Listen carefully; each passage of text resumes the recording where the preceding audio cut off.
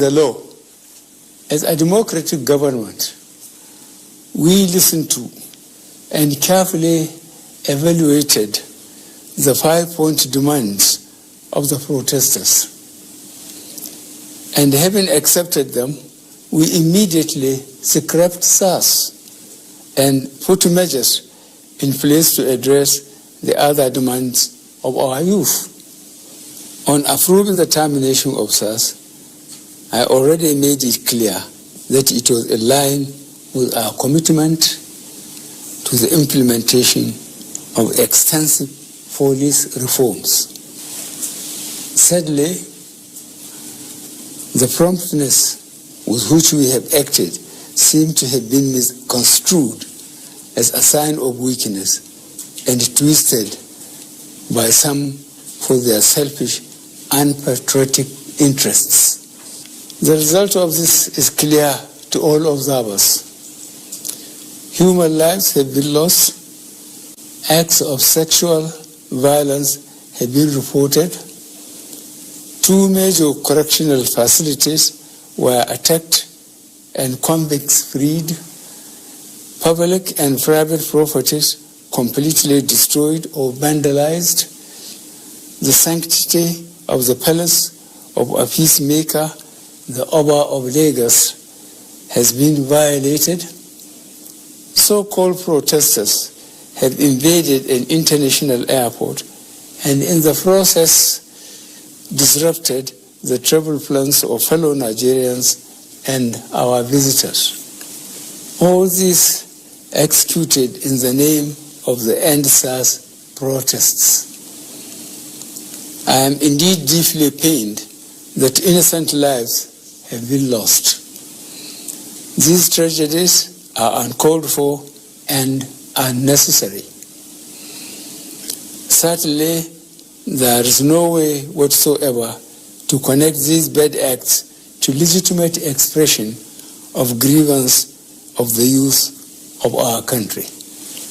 The spreading of deliberate falsehood and misinformation through the social media in particular, that this government is oblivious to the pains and plight of the citizens is a ploy to mislead the unwary within and outside Nigeria into unfair judgment and disruptive behavior.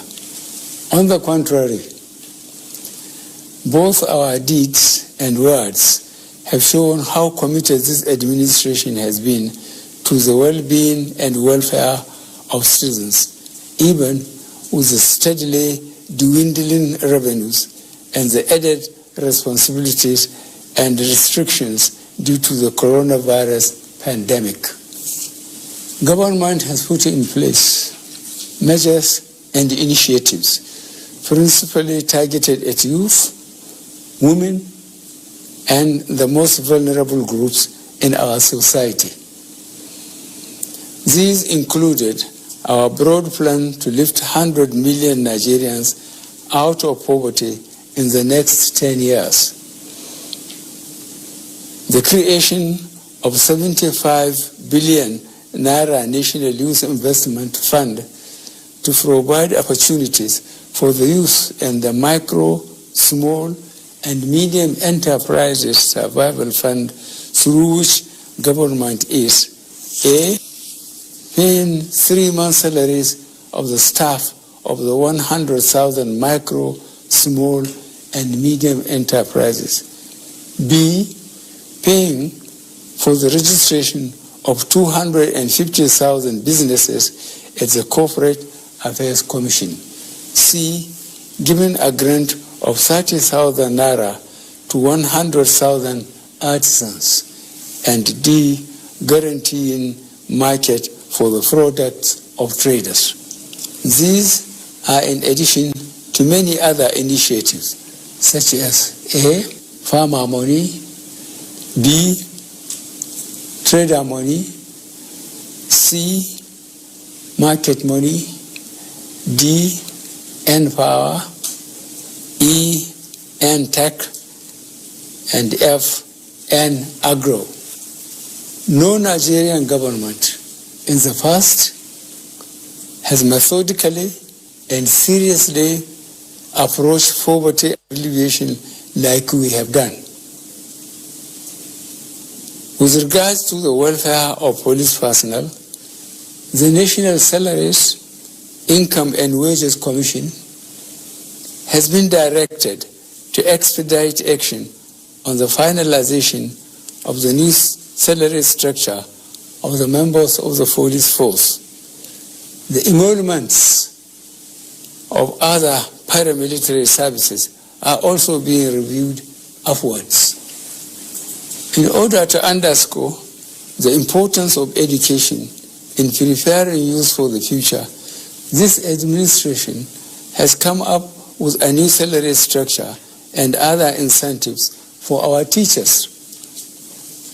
Let me at this point reaffirm the federal government's commitment to preserving the unity of this country.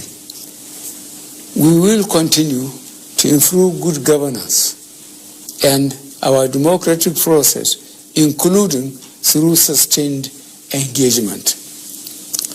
We shall continue to ensure that liberty and freedom, as well as the fundamental rights of all citizens, are protected.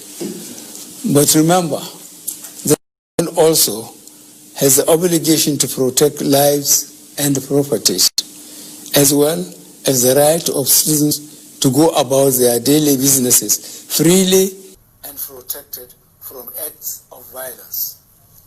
To our neighbors in particular, and members of the international community, many of whom have expressed concern about the ongoing development in Nigeria, we thank you and urge you all to seek to know all the facts available before taking a position or rushing to judgment and making hasty pronouncements. In the circumstances, I would like to appeal to protesters to note and take advantage of the various well thought out initiatives of this administration designed to make their lives better and more meaningful, and resist the temptation of being used by some subversive elements to cause chaos with the aim of truncating our nascent democracy. For you to do otherwise will amount to undermining national security and the law and order situation. Under no circumstances will this be tolerated. I therefore call on our youth to discontinue the street protests and constructively engage government in finding solutions. Your voice has been heard loud and clear, and we are responding. And I call on all Nigerians to go about their normal businesses and to enjoin security agencies to protect lives and properties of all law-abiding citizens without doing harm to those they are meant to protect. Let me pay tribute to officers of the Nigeria Police Force who have tragically lost their lives in the line of duty. I would like to thank those state governors, traditional and religious leaders who have appealed for calm and restraint.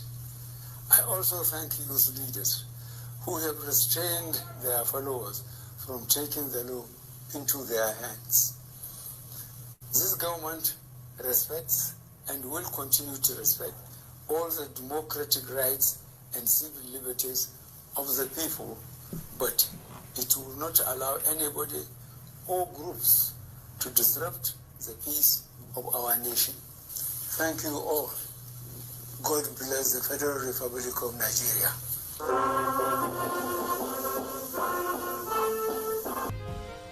Thanks for watching. Don't forget to click on the red subscribe button down below to subscribe to my channel free of charge so that you don't miss anything on this channel. Until we see again,